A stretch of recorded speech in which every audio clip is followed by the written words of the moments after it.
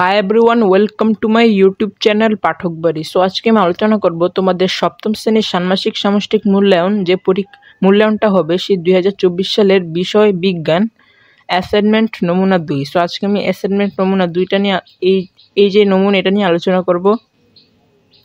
হরিপদ কাপালি নতুন ধানের জাত কিভাবে খুঁজে পেলেন? যে প্রক্রিয়ায় তিনি নতুন জাতের জাত আবিষ্কার করলেন তার ধাপগুলো কি কি?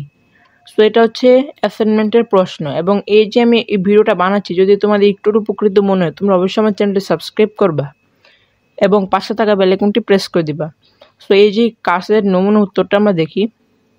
হরিপদ কাপালি তার ফসলি জমিতে লাগানো ইরি ধানের কিছু গাছ বড় এবং বেশি ফলন হওয়ার লক্ষ্য করলেন।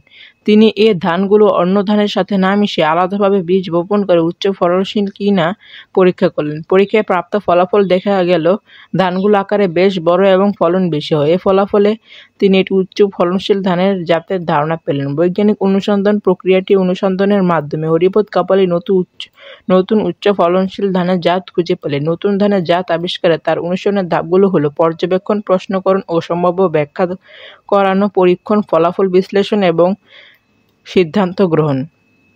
সো এটা হচ্ছে নমুনা প্রশ্ন। সো এই ভিডিওটা যদি তোমাদের একটু হলো ভালো লাগে তাহলে তোমরা লাইক করবে এবং চ্যানেলে নতুন হয়ে থাকলে চ্যানেলটি সাবস্ক্রাইব করে পাশে থাকা বেল আইকনটি প্রেস করে দিবা। সো আজকে এই পর্যন্তই। তোমরা ভালো থেকো, সুস্থ থেকো। আসসালামু আলাইকুম ওয়া রাহমাতুল্লাহি ওয়া বারাকাতুহু।